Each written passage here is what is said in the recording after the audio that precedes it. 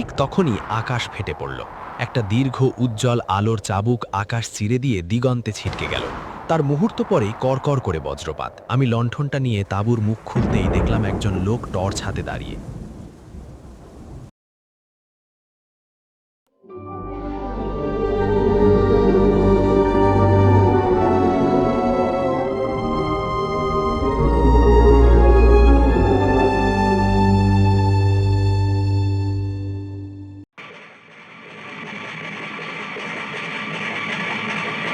সালটা ছিল ২০০০-এর কাছাকাছি। শিলাই নদীর ওপর রেলের সেতু মেরামতের কাজ তখন তুঙ্গে। ১৮-২০ বছর আগেও এই অঞ্চলে যোগাযোগ ব্যবস্থা ছিল অনেকটাই ঘামিন। রাস্তাঘাট পিচহীন আর বাস ট্রাকের সংখ্যা আঙ্গুলে গণনা করা যায়। আমরা ছিলাম ৮ জনের একটা ছোট্ট কন্ট্রাক্টর দল। বাকি ৬ জনের বাড়ি ছিল ৪-৫ কিলোমিটারের মধ্যে, তাই কাজ শেষ হলেই তারা সাইকেল চড়িয়ে কিংবা পায়ে হেঁটে ফিরে যেত। কিন্তু আমার আর শশাঙ্কের পক্ষে তা সম্ভব ছিল না। আমাদের বাড়ি ছিল অনেক দূরে। প্রতিদিন যাতায়াত করতে গেলে সময় আর শক্তি দুটোই ক্ষয় হতো। তাই ১০ দিনের এই প্রজেক্টের জন্য আমরা নদীর তীরেই একটা পুরনো ক্যানভাসের তাঁবু খাটিয়েছিলাম।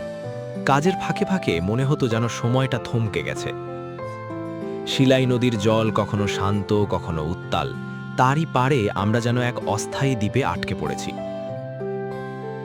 আমাদের দলের একজন ছিল কানাইদা, বয়স ৫০-এর কাছাকাছি। চোখে মুখে এক অদ্ভুত শান্তি আর কথায় কথায় একটা মৃদু হাসি। তিনি প্রতিদিন সকালে সাইকেল চড়িয়ে আসতেন আর সন্ধ্যায় ফিরে যেতেন। কাজের ধরনটা ছিল বেশ কঠিন। সিমেন্ট মেশানো, লোহার রড বাঁধা, পিলারের খোঁড়াখুড়ি। তবু কানাইদা কখনো ক্লান্তির কথা বলতেন না। মাঝে মাঝে হঠাৎ থেমে গিয়ে নদীর দিকে তাকিয়ে থাকতেন, যেন জলের স্রোতে কোনো পুরনো স্মৃতি ভেসে আসে। কিন্তু আজ সকাল থেকেই তার দেখা নেই। বিকেল গড়াতেই আকাশের রং বদলাতে শুরু করল। সারাদিনের ধুলো, ঘাম আর সিমেন্টের গন্ধ এখনো যেন বাতাসে লেগে আছে। আকাশটা কেমন গুমোট, ভারী। মেঘগুলো নীলচে কালো রং ধারণ করেছে, আর শিলাই নদীর জল হঠাৎ যেন থমকে গেছে। পাখিরা ডানা ঝাপটে দূরে চলে যাচ্ছে, আর বাতাসে ভেসে আসছে মাটির ভেজা গন্ধ। শশাঙ্ক তাঁবুর বাইরে বসে হাতের তোয়ালে দিয়ে ঘাম মুছতে মুছতে বলল, আজ মনে হয় বৃষ্টি হবে। অনেকক্ষণ থেকে আকাশটা এমন করছে। আমি একটু হেসে বললাম, হোক না, হলে তো বাঁচি। সারাদিনের এই চাপা গরমে হাঁপিয়ে উঠেছি। একটু ঝড় বৃষ্টি হলে তো শরীরটা জুড়োয়। শশাঙ্ক কপালে হাত দিয়ে আকাশের দিকে তাকালো। কানাইদা আজ এলো না কেন? কোনো অসুখ হলো নাকি? নাকি বাড়িতে কাজ আছে? জানি না ভাই, ওর বাড়িটাও তো কোনোদিন দেখিনি। কালকে না এলে একবার গিয়ে দেখব। কথা বলতে বলতে চারদিক ধীরে ধীরে অন্ধকারে ঢেকে যাচ্ছিল। তাঁবুর ভেতরে একটা পুরনো লণ্ঠন জ্বালালাম। হলুদেটে আলোটা কাঁপছে, আর বাইরে বাতাসের শব্দ ক্রমশ বাড়ছে। প্রথমে মৃদু গুঞ্জন, তারপর ক্রমশ গর্জন। হঠাৎ একটা তীব্র ঝাপটা এসে তাঁবুর ক্যানভাস কাঁপিয়ে দিল। আমি আর শশাঙ্ক দুজনেই উঠে দাঁড়ালাম। বাইরে তখন প্রচণ্ড হাওয়া, গাছপালা দুলছে, ধুলো উড়ছে, আর আকাশে মেঘগুলো যেন একে অপরের সাথে সংঘর্ষে লিপ্ত। ঠিক তখনই আকাশ ফেটে পড়ল। একটা দীর্ঘ উজ্জ্বল আলোর চাবুক আকাশ চিরে দিয়ে দিগন্তে ছিটকে গেল। তার মুহূর্ত পরেই কড়কড় করে বজ্রপাত, যেন পৃথিবীটা কাঁপছে। হাওয়ার গর্জন এতটাই তীব্র যে আমাদের নিজেদের কথা শোনা যাচ্ছে না। তাঁবুর খুঁটিগুলো নড়বড়ে হয়ে গেছে। আমি আর শশাঙ্ক দুজনে মিলে তাঁবুর কাপড় চেপে ধরে আছি। ভয় আর উত্তেজনায় বুকটা ধকধক করছে। যা ঝড় হচ্ছে, তাঁবুটা টিকবে তো? সেটাই তো ভয় লাগছে। শক্ত করে ধরে থাক।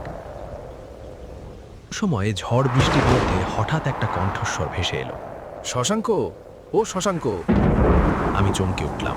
শশাঙ্ক তাকাল। আমি লণ্ঠনটা নিয়ে তাঁবুর মুখ খুলতেই দেখলাম একজন লোক টর্চ হাতে দাঁড়িয়ে।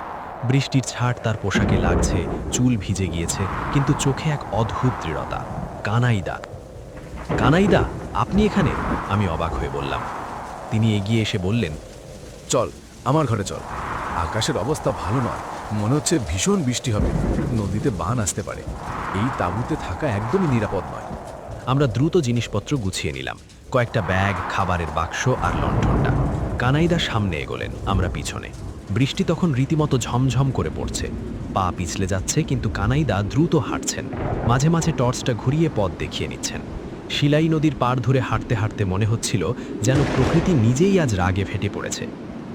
প্রায় 20 মিনিট হাঁটার পর আমরা একটা ছোট্ট ইটের বাড়ির সামনে এলাম। ছাদের টিনের চালা, দরজার কাঠে পুরনো রং, কিন্তু পরিষ্কার পরিচ্ছন্ন।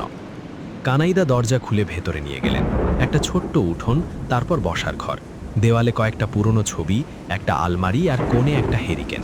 তিনি একা থাকেন এটা আমরা আগেই জানতাম, কিন্তু আজ এই ঝড়ের রাতে তার বাড়িতে ঢুকতেই এক অদ্ভুত নিরাপত্তা বোধ হলো। তিনি বললেন, বস। কানাইদা, ভাগ্যিস তুমি এলে, না হলে কি হতো কে জানি। হ্যাঁ, এই ঝড়ে তাঁবুতে থাকা মুশকিল, আর ভারী বৃষ্টিতে নদীতে হঠাৎ করে বান আসতে পারে। তোরা হাত ধুয়ে বস, খেয়ে নে। তারপর কানাইদা রান্নাঘরের দিকে চলে গেলেন। কিছুক্ষণ পর ফিরে এলেন, হাতে থালা, ভাত, ডাল আর আলু সেদ্ধ, সাথে একটু লবণ আর কাঁচামরিচ।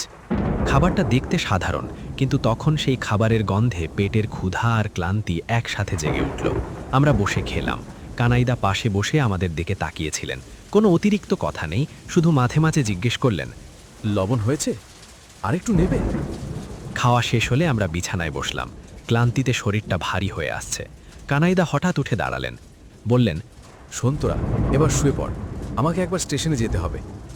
আমি চমকে উঠলাম। এত ঝড় বৃষ্টিতে রাস্তাঘাট সব ভেসে গেছে কানাইদা। তিনি হেসে ফেললেন। সেই হাসিতে কোনো ভয় নেই, শুধু একটা নিশ্চয়তা। এটাই তো আমার কাজ। সাহেব বলে গেছেন স্টেশনে একটা জরুরি ডিউটি আছে, না গেলে চলবে না।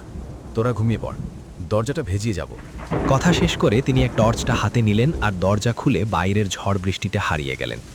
আমরা দুজনে চুপচাপ শুয়ে পড়লাম।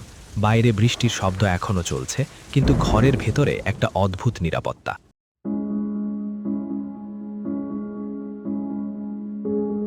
পরদিন সকালে শশাঙ্কের ধাক্কায় আমার ঘুম ভাঙল। চোখ মুখ ফ্যাকাশে, হাত কাঁপছে। উঠ, বিপদ হয়ে গেছে। আমি উঠে বসলাম। কি হয়েছে?